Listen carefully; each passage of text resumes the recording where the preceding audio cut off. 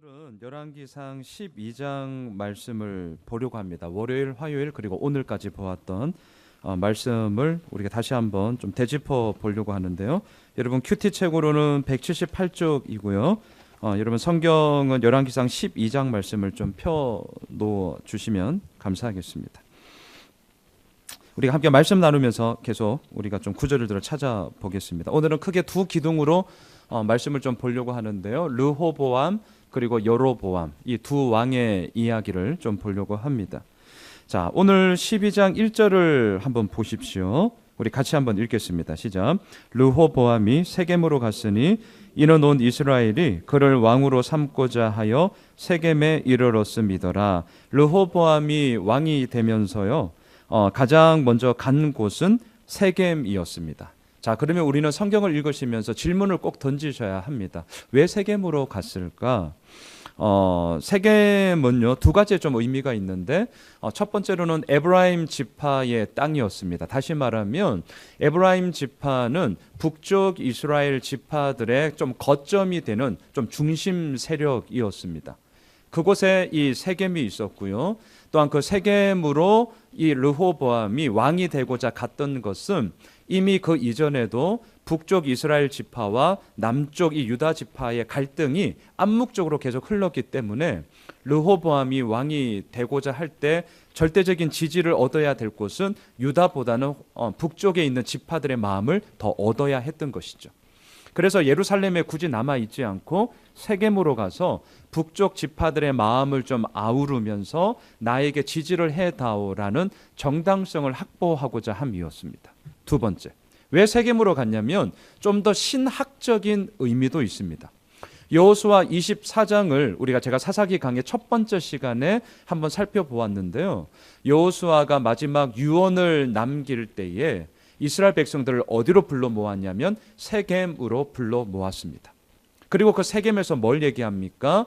다시 한번 하나님을 향한 그들의 믿음을 다짐하면서 오늘까지 이끄신 그 하나님 앞에 내일도 가나안 땅에서의 모든 정복도 그 하나님 앞에서 이루어지는 우리들의 믿음의 이야기가 되어야 한다라는 것을 다짐했던 곳이 세겜이었습니다. 지금 르호보암도 마찬가지죠. 하나님 앞에서 무언가를 확증하고자 하는 그 단초를 세겜에서 딱 얻고 시작하고자 세겜으로 올라갔던 것입니다. 자, 한편 북쪽에 있던 지파들은요, 솔로몬의 통치 40년이 끝나고 그의 아들 르호보암이 왕이 되었습니다. 소위 이제 정부가 바뀌기 시작했죠. 그러자 솔로몬을 피해 애굽으로 망명가 있던 여로보암을 이 북쪽 지파들이 불러들입니다. 오늘 보면 2절을 한번 보십시오. 12장 2절 같이 읽겠습니다. 시작. 느밧의 아들 여로보암이 전에 솔로몬 왕의 얼굴을 피하여 애굽으로 도망하여 있었더니 이제 그 소문을 듣고 여전히 애굽에 있는 중에, 자, 왜 솔로몬을 피했는가를 좀 보실까요? 열왕기상 11장 40절을 한번 보십시오. 왜 피했는지를 한번 보시죠. 큐티 책으로는 170쪽을 좀 보시면 되겠습니다. 지난 주일자 큐티 본문인데요. 열왕기상 11장 40절 우리 같이 읽겠습니다. 시작. 이러므로 솔로몬이 여로보암을 죽이려 하매 여로보암이 일어나 애굽으로 도망하여 애굽 왕 시삭에게 이르러 솔로몬이 죽기까지 애굽에 있으니라. 왜 솔로몬을 피했는가? 솔로몬이 여로보암을 죽이려 했기 때문에. 그럼 하나만 더 물어봅시다. 왜 솔로몬은 여로보암을 죽이려 했는가? 자, 열왕기상 11장 11절을 보십시오. 열왕기상 11장 11절 큐티 책으로는 지난주 금요일 본문이네요. 160쪽 열왕기상 11장 11절 왜 그렇다면 여로보암을 죽이려 했는가? 여기에 이유가 나오는데요. 같이 읽겠습니다. 여호와께서 솔로몬에게 말씀하시되 내게 이러한 일이 있었고 또 내가 내 언약과 내가 내게 명령한 법도를 지키지 아니하였으니 내가 반드시 이 나라를 내게서 빼앗아 내 신하에게 주리라. 자, 신하에게 주리라. 이 신하가 누군지는 몰라요. 솔로몬이 모릅니다. 자, 그렇다면 모른다는 것이 때로는 더 위험해요. 왜? 자, 하나님께서는 반드시 네 신하 가운데 한 명을 택해서 이 나라를 쪼개어 줄 거다 말씀했어요. 그러면 솔로몬의 마음속에 뭐가 걸리겠어요? 우리가 아무리 좋은 말 99마디를 들어도 우리 마음속에 남는 건 뭐죠? 한마디 나에게 싫은 말 했는 거, 저도 그렇거든요. 그게 우리예요. 그게 우리. 자, 솔로몬은 반드시 네 신하 가운데 한 명을 내가 택해서 이 나라를 줄 거야. 이게 떡 걸린 거죠. 소화가 안 돼. 소화될 수가 없죠. 그래서 그 이후에 우리가 좀 상상해 보건대 어떻게 주파수가 어디로 가겠습니까? 어느 놈이야? 어느 놈이 이 나라를 쪼개서 가져갈 놈이지? 자기 신하 중에서 좀 두각이 나타난 거나 아니면 백성들의 마음이 그에게 쏠린다거나 그 소리를 듣는다거나 그러면 주파수가 어디로 갑니까? 저놈이구나. 바로 가게 되는 것이죠. 마치 누구를 보는 것 같습니까? 사울 왕을 보는 것 같죠. 그 사울 왕의 어리석음이 솔로몬의 말미에 이렇게 어리석음으로 다가왔어요. 그리고 그 주파수가 누구에게 갑니까? 여로보암에게. 왜? 여로보암은 백성들의 마음을 얻으면서 하나하나 한 계단 한 계단을 올라갔던 아주 충성스러운 신하였기 때문입니다. 정말 이 솔로몬에게는 충성스러운 신하였어요. 그리고 그가 발탁된 것도 솔로몬이 직접 발탁한 사람이에요. 그럼에도 불구하고 그에게로 여론들이 쏠리면서 뭔가 두각이 일어나는 걸 보면서 솔로몬은 감을 잡았던 거죠. 저놈이구나. 그래서 11장 40절 솔로몬이 여로보암을 죽이려 하매 어찌 이것을 견딜 수 있겠습니까? 그래서 여로보암은 망명을 애굽으로 갔던 것이죠. 그러한 여로보암이 솔로몬이 죽자 망명 생활을 마치고 또 돌아오게 된 명분이 지금 2절에 있잖아요. 북쪽 지파들이 그를 모시고자 청빙한 거예요. 모시고자 했기 때문에 돌아오게 되었습니다. 자, 4절을 한번 보시죠. 그런 가운데 다시금 오늘 본문으로 오십시오. 12장 4절을 보십시오. 그 여로보암을 중심으로 정권이 바뀌자 백성들이 이렇게 얘기를 합니다. 4절 읽겠습니다. 왕의 아버지가 우리의 멍에를 무겁게 하였으나 왕은 이제 왕의 아버지가 우리에게 시킨 고역과 매운 무거운 멍에를 가볍게 하소서. 그리하시면 우리가 왕을 섬기겠나이다. 자, 이 한 구절을 딱 보면 솔로몬 40년 집권의 그 모든 백성들의 마음이 어떠한지를 딱 두 단어로 집약을 할 수 있습니다. 첫 번째 단어가 뭡니까? 멍에. 두 번째 단어가 고역입니다. 멍에가 뭐죠? 억압, 복종, 제재 이것을 뜻하죠. 고역은 무엇입니까? 힘들고 고되어서 너무나 견디기 힘든 정말 피눈물 나는 생활. 멍에와 고역이 솔로몬 40년의 통치 기간 속에 이스라엘 백성들에게 남아있던 결론이었습니다. 자, 그러니 솔로몬은 아무리 자신이 부귀영화를 누렸다 할지라도 백성들과는 사실 별 상관이 없었습니다. 우리가 이미 보았습니다. 은이 너무 흔했기 때문에 금으로 그냥 온갖 것들을 다 치장했던 그 솔로몬. 하지만 그 부귀영화는 자기만의 누림이었지 백성들과는 상관이 없었다라는 것을 우리가 보게 됐죠. 자, 이처럼 멍에와 고역으로 억눌려 있던 백성들이 요청합니다. 가볍게 해 주십시오. 자, 이때 이제 우리들의 좀 시선이 이곳에 더 집중을 하기 원하는데요. 르호보암의 왕의 반응을 한번 보시죠. 우선은 3일 후에 다시금 오라고 합니다. 그리고 나서 두 그룹에게 자문을 구하죠. 우리가 잘 알고 있는 말씀이죠. 첫 번째는 원로 그룹이에요. 두 번째는 자기와 함께 성장했던 소장파, 일명 소장파 그룹입니다. 자, 먼저 원로 그룹에게 자문을 구하는데요. 6절과 7절을 보시죠. 자, 6절과 7절 함께 읽겠습니다. 르호보암 왕이 그의 아버지 솔로몬의 생전에 그 앞에 모셨던 노인들과 의논하여 이르되 너희는 어떻게 충고하여 이 백성에게 대답하게 하겠느냐? 대답하여 이르되 왕일 만일 오늘 이 백성을 섬기는 자가 되어 그들을 섬기고 좋은 말로 대답하여 이르시면 그들이 영원히 왕의 종이 되리이다 하나. 자, 이들의 대답이 뭡니까? 백성들의 요청을 들어주십시오. 그리하면 이 모든 왕권 국정 운영에 있어서 안정적인 기반을 가지고 이제 국정 운영을 할 수 있을 것입니다. 요 얘기예요. 그리고 우리는 이 구절 본문이 너무나 잘 알고 있기 때문에 이제 이 말을 들었어야 된다라고 딱 읽자마자 그냥 답을 딱 내려버리죠. 요걸 제가 오늘 좀 깨려고 합니다. 자, 뭘 깨고 싶으냐면 제가 말씀을 묵상하면서 이미 월요일 새벽에는 제가 좀 말씀을 이미 드렸어요. 뭐가 제 마음에 딱 걸렸냐면 이 자문을 하고 있는 이들이 누군가가 계속 눈에 들어왔어요. 자, 6절을 다시 한번 잘 보세요. 6절을 잘 보세요. 이렇게 대답하고 있는 이들은 누군지를 잘 보셔야 돼요. 자, 이들은 누굽니까? 6절 뒤에 보시면 솔로몬의 생전에 그 앞에 모셨던 노인들입니다. 다시 말할게요. 솔로몬과 함께 솔로몬 정부 때에 소위 한 자리씩 했던 원로 대신들이라는 말이죠. 그런데 솔로몬 정부의 결과가 뭡니까? 아까 봤잖아요. 멍해와 고역이었습니다. 이 멍해와 고역이라는 결론을 가지고 온 게 비단 솔로몬 혼자만의 책임입니까? 물론 최종 결정권자로서 책임져야 되는 건 맞습니다. 하지만 그 모든 수하에서 실무를 일으켰던 이들은 어떤 자들입니까? 아무 책임 없나요? 솔로몬이 다 그랬는데요 하고 자기는 빠져나가도 되는 것입니까? 도의적인 책임이 없는 것입니까? 아니요. 성경을 그렇게 나이브하게 보시면 안 돼요. 이런 구절을 딱 보면 이미 하도 많이 들으셔가지고 왜 이 원로 그룹을 안 따라서 르호보암만은 막 질책해요. 너무 빨리 가요. 그렇게 가시면 안 된다는 거예요. 자, 그러면 지금 이들은 다시 한번 말할게요. 누구냐? 기득권을 가지고 있는 자들이에요. 기득권 세력이에요. 그러니 이들의 입장에서 르호보암이 왕위를 개성하고 국정 운영을 안정적으로 해간다는 것은 이들에게 있어서도 마이너스 될 게 없어요. 왜? 기득권 세력이니까. 자신들이 이미 가지고 있는 이 기득권을 계속해서 연장 유지하는데 너무나 보탬이 되기 때문에 이들은 얘기한 겁니다. 이들의 백성의 요청들을 들어주십시오 라고 얘기를 한 거죠. 자, 그런데 7절로 가보세요. 이렇게 요구를 들어주라고 했던 목적이 있어요. 목적. 7절에 잘 나와 있는데요.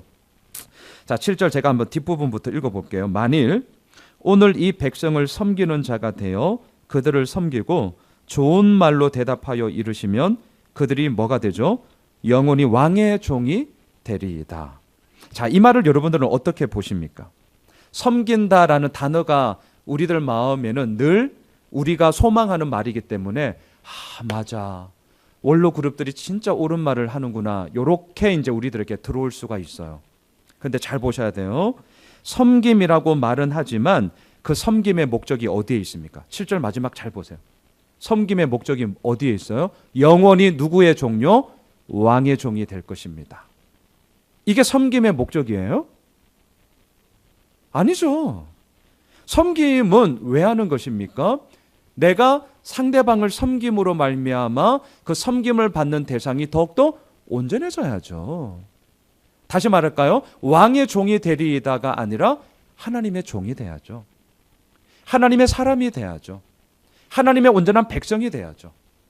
자, 지금 이 말을 좀 잘 깊게 들여다보시면 좋겠어요. 제가 종종 쓰는 단어 섬김의 수단화를 지금 이 원로 그룹들은 얘기하고 있다는 거예요.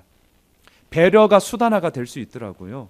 겸손이 수단화가 될 수 있더라니까요. 섬김이 수단화가 될 수 있어요. 제가 몇 번 말씀드렸잖아요. 제가 진짜 뉘우쳤던 거. 우리 큰아들 초등학교 들어갈 때 세준아, 너 이제 학교 가면 친구들이랑 사이좋게 지내야 돼. 예수님이 말씀하셨잖아. 다른 친구 섬기는 자가 되면 큰 자 되고 섬기지 않는 자 되면 꼴등 된다. 자, 맞는 말이에요.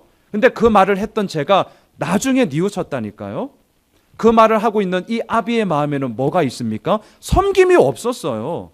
뭐 되라는 거예요? 1등 되라는 거였어요. 1등 되라는 거. 제가 그걸 뒤늦게 깨달았다니까요. 그렇게 무섭더라고요. 오늘 이 7절도 똑같아요. 섬기는 자가 되어 백성들을 섬기십시오. 말은 좋아요, 말은. 하지만 그 섬김의 목적이 어디 있는지를 정확하게 보셔야 돼요. 영원히 왕의 종이 되리이다.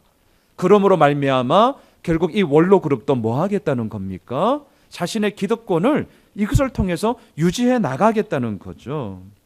여러분, 원로 그룹의 말을 듣지 않은 르호보암을 막 이렇게 질책하시면 안 돼요. 물론 질책해야 되죠. 하지만 이 말을 들여다보면 원로 그룹들 역시 똑같아요. 미안하지만 하나님의 마음을 품고 정말 백성들을 사랑해서 그들의 요청을 들어주셔야 됩니다 라고 한 게 아니라 자신들의 기득권 유지뿐만이 아니라 당신의 종으로서 이 수단을 얼마든지 이용해 먹을 수 있습니다라는 그들의 꿍꿍이가 이 6절과 7절에 고스란히 드러나고 있더라는 것이죠. 백성들의 어려움을 해결해 주기보다는 결국 자기 자신들이 가지고 있는 권력을 유지하기 위해서였다라는 것입니다. 한편 또 하나의 그룹을 봅시다. 소장파. 자, 8절을 보시죠. 소장파 8절을 보세요. 같이 읽겠습니다. 시작. 왕이 노인들이 자문하는 것을 버리고 자기 앞에 모셔 있는 자기와 함께 자라난 어린 사람들과 의논하여. 저는 말씀을 묵상하면서 자, 어리다라고 나왔는데 도대체 몇 살이길래 어리다라고 얘기할까?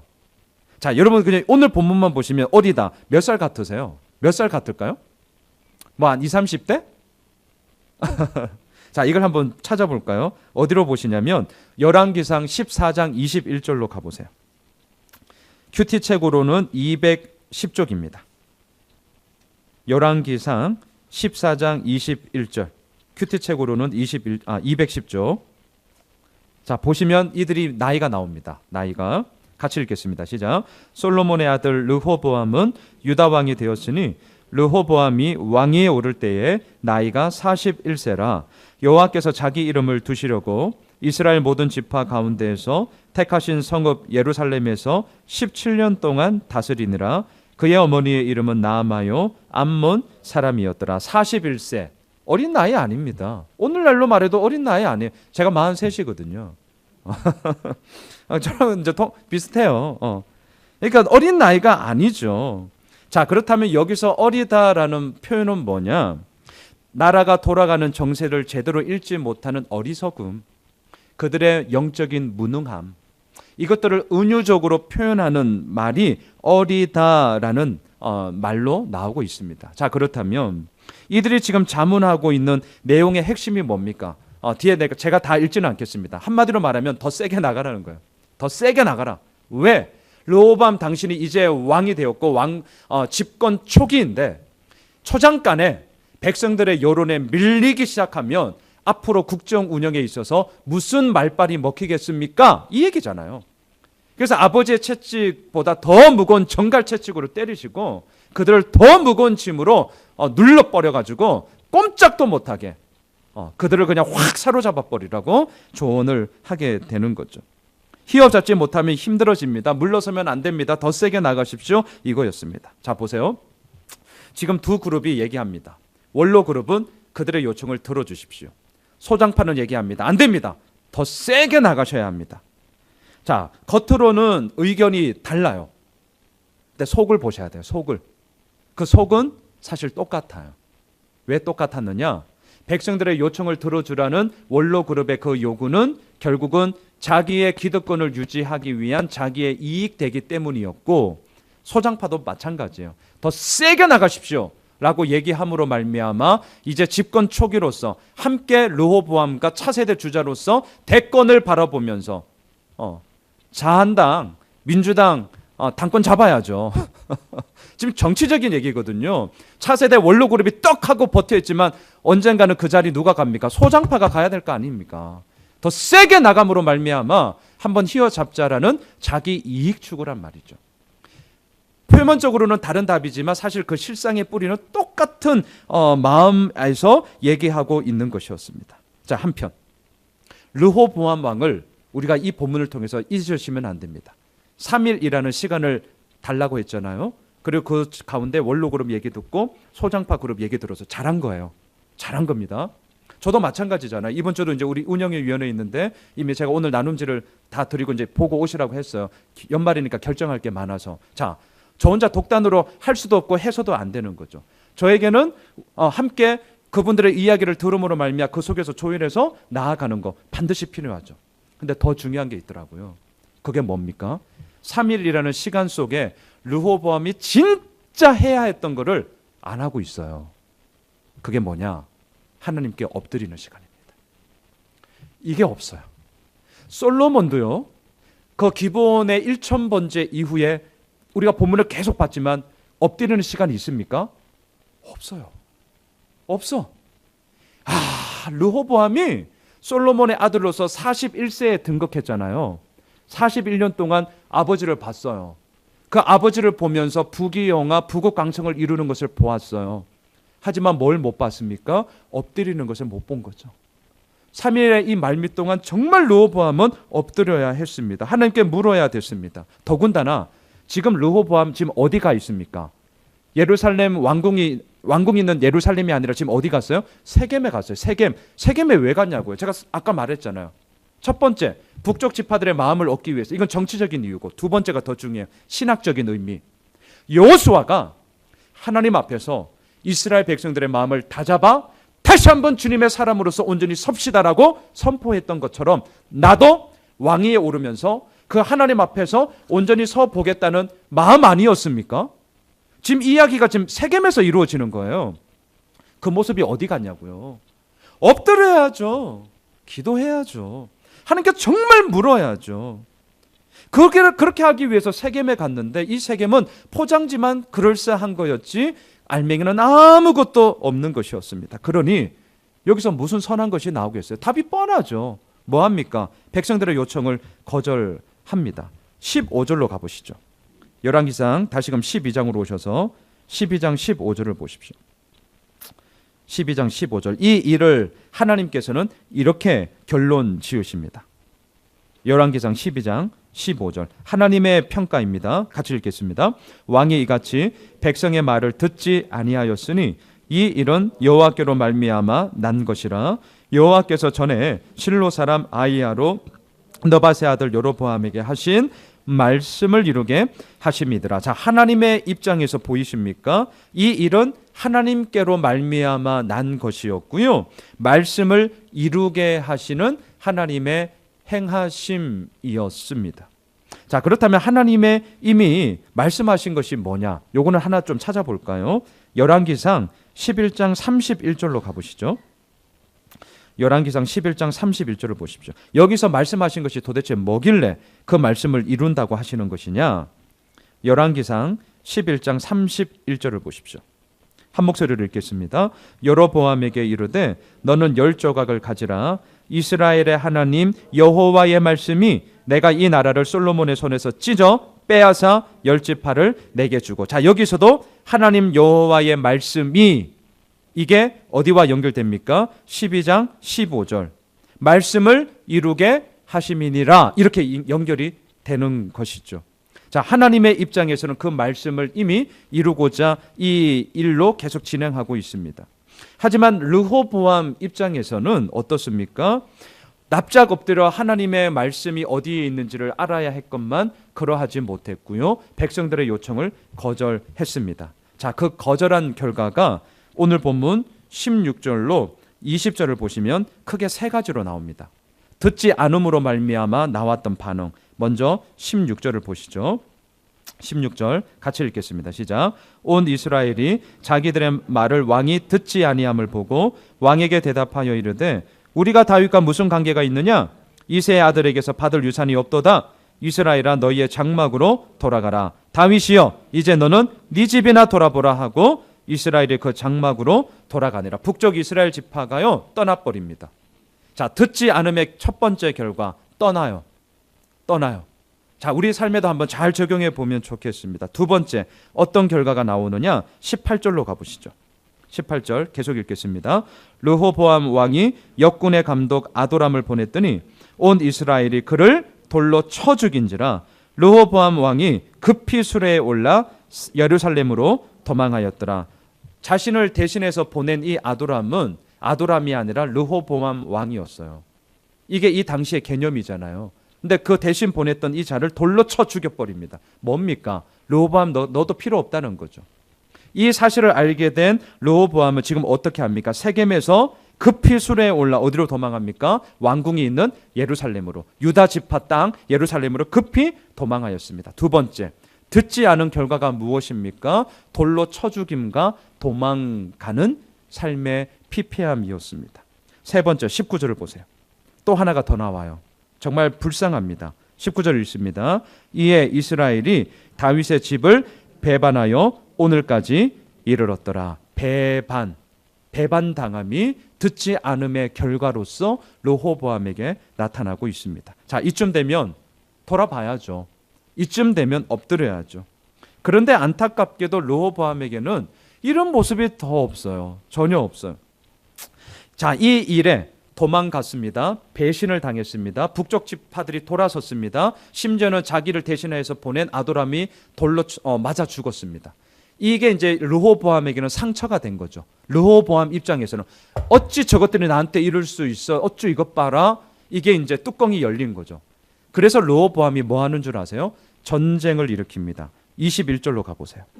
21절 전쟁의 이야기가 이제 나옵니다. 21절 읽겠습니다. 시작.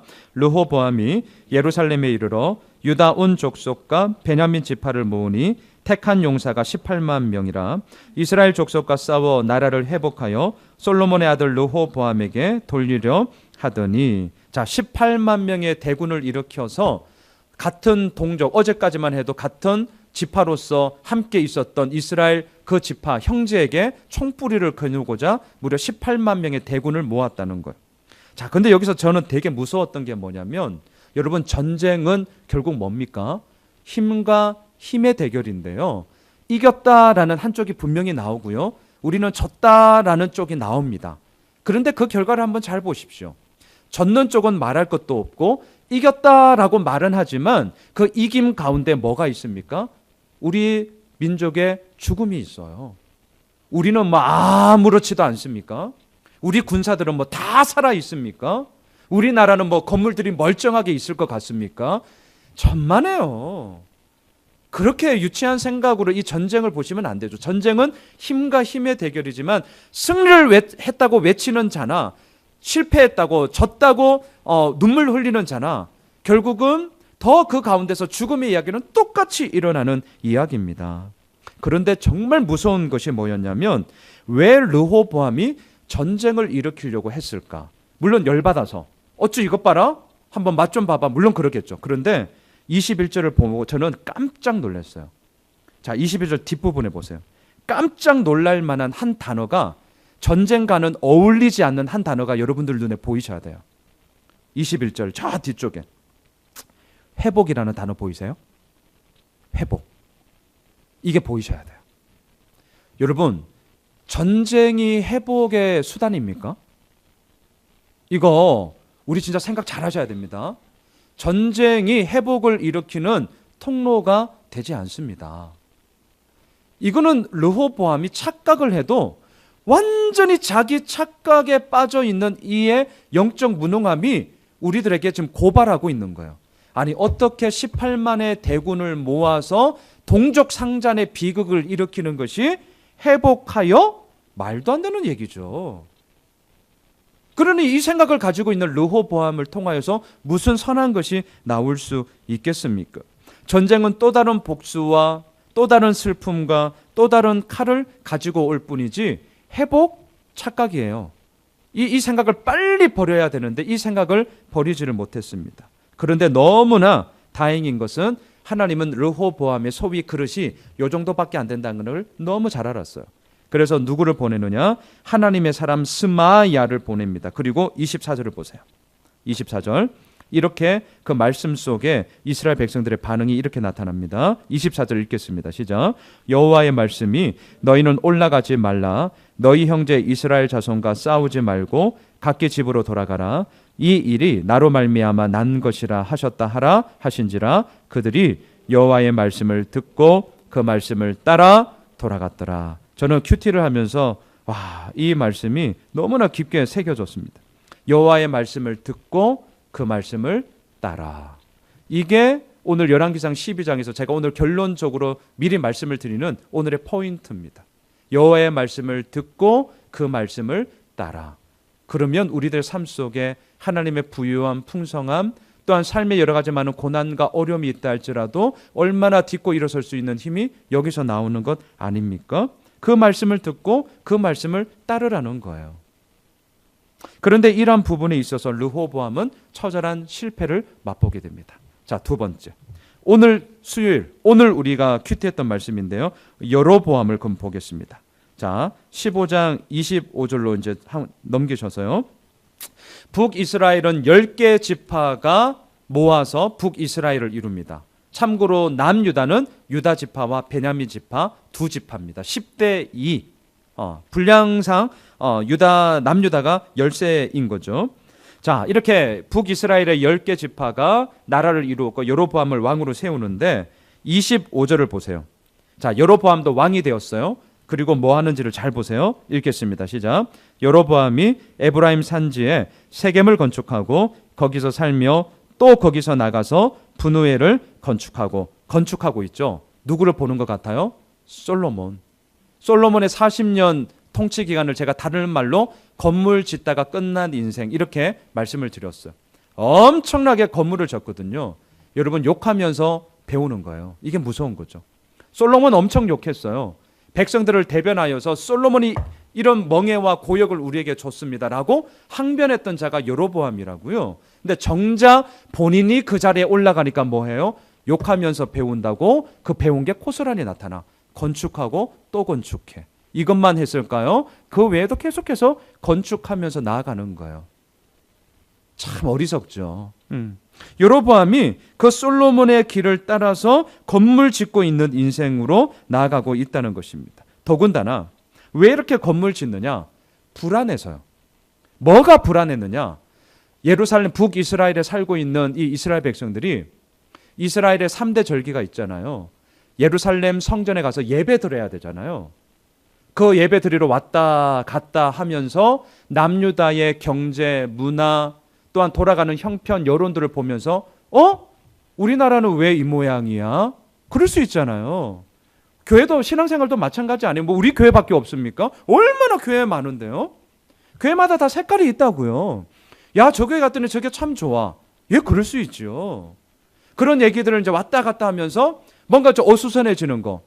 예, 목사로서도 염려되는 부분 저 있어요. 없다고 말을 못 합니다. 하지만 자, 그 염려를 이제 어떻게 해결하느냐가 중요한 것인데 이 여로보암은 이 염려를 어떻게 해결하느냐?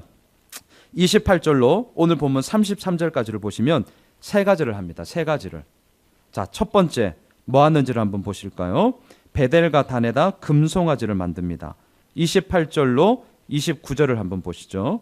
28절, 29절. 첫 번째 이 짓을 하고 있어요. 같이 읽습니다. 이에 계획하고 두 금송아지를 만들고 무리에게 말하기를 너희가 다시는 예루살렘에 올라갈 것이 없도다. 이스라엘아, 이는 너희를 애굽 땅에서 인도하여 올린 너희의 신들이라 하고 하나는 베델에 두고 하나는 단에 둔지라. 특별히 28절 뒤에 보면 어디서 많이 본 말을 지금 다시 반복하죠. 모세가 시내산 40일 동안 가고 났을 때에 그 빈자리에 이스라엘 백성들이 아론을 중심으로 얘기하잖아요. 금송아지 만들고 나서 뭐라 합니까? 이 금송아지가 우리를 애굽에서 인도하여 낸 신이다. 역사는 반복해요. 성공의 역사, 하나님 앞에 온전히 서 있었던 역사가 반복하면 얼마나 좋겠어요. 그런데 인간은 이 거룩함은 전염이 안 돼. 제가 좀 센 단어를 써서 거룩함은 전염이 안 돼. 못된 것, 나쁜 것, 진짜 그릇된 것은 얼마나 전염이 빨리 되는지 희한해요. 그래서 레위기를 잘 보시면 지성소로 들어가는 그 절차가 진짜 복잡하잖아요. 왜 복잡하냐면 그만큼 거룩함에 대한 순수함이, 그 거룩함의 무게감이 우리들의 인간의 됨의 모습을 벗고 벗어야만 하나님 앞에 온전히 설 수 있다는 거룩함의 의미가 있기 때문입니다. 근데 반대로 이 방향을 거꾸로 가봐요. 거룩함에서부터 우리가 살고 있는 삶의 현장으로 올 때는 이 범위가 이제 넓어져요. 뭘 얘기합니까?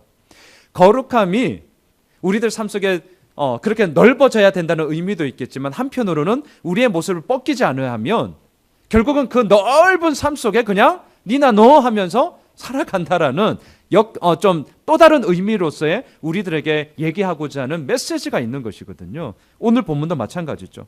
더군다나 여로보암은 망명 생활을 어디에서 했습니까? 애굽에서 했어요.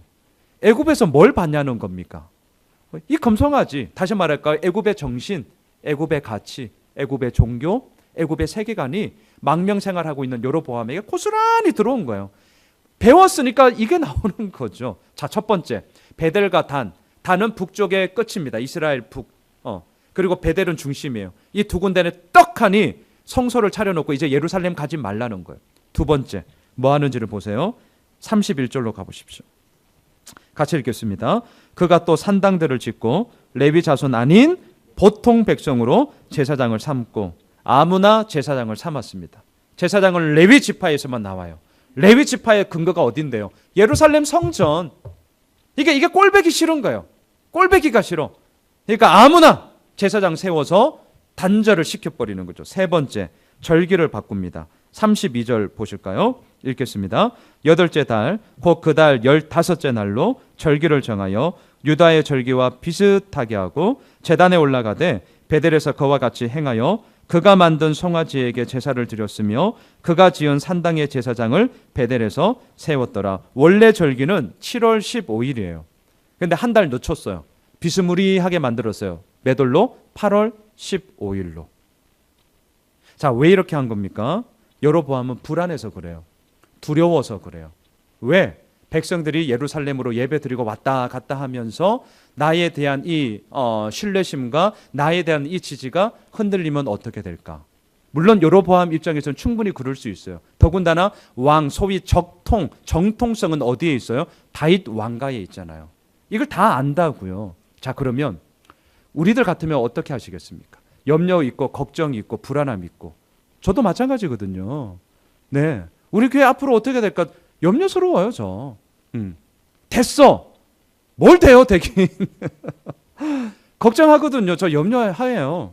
자, 그럴 때 우리 어떻게 합니까? 자, 우리가 먹고 사는 문제에 있어서 염려되고 걱정될 때가 있어요. 그럴 때 어떻게 하시렵니까? 오늘 여로보암처럼 할 때가 많이 있어요. 뭐 했습니까? 아무나 제사장 세우고 베델과 단에 금송아지 세우고 날짜 받고, 다시 말할까요? 내가 할 수 있는, 내가 컨트롤할 수 있는 부분에서 조건과 상황과 환경과 만나는 사람과 이것들을 막 바꿔버려요. 내가 컨트롤할 수 있는 것에서. 많은 사람들은 보통 내 염려와 걱정이 크면 클수록 내 조건과 상황을 자꾸 바꿔요. 근데 되게 착각이에요. 그걸 통해서 내 염려가 해결될 줄 안다는 거죠. 그걸 통해서 내가 지금 두려워하는 것이 해결될 줄 안다는 거예요. 근데 그게 아닙니다. 오늘 말씀의 결론. 불안과 염려가 우리에게 엄습할 때 여로보암은 뭘 해야 되는 줄 아십니까? 오늘 본문의 마지막으로요. 열왕기상 11장 38절을 보고 말씀 정리하겠습니다. 여로보암은 두렵고 힘들고 어려울 때에 열왕기상 11장 38절 이것을 기억해야 했습니다. 열왕기상 11장 38절 같이 읽어보실까요? 시작. 네가 만일 내가 명령한 모든 일에 순종하고 내 길로 행하며 내 눈에 합당한 일을 하며 내 종 다윗이 행함같이 내 율례와 명령을 지키면 내가 너와 함께 있어 내가 다윗을 위하여 세운 것 같이 너를 위하여 견고한 집을 세우고 이스라엘을 내게 주리라. 여로보암이 스스로 왕된 거 아닙니다. 하나님께서 이미 그를 통하여 하나님의 역사하심을 이루겠다고 분명하게 열왕기상 11장에서 하나님의 사람 아히야를 통하여 말했습니다. 염려가 있으십니까? 걱정이 있으십니까? 두려움이 있으십니까? 네, 있을 수밖에 없죠. 이 땅을 살아가는 한 우리는 있을 수밖에 없어요. 그러하기에 오늘 말씀이 필요한 거죠.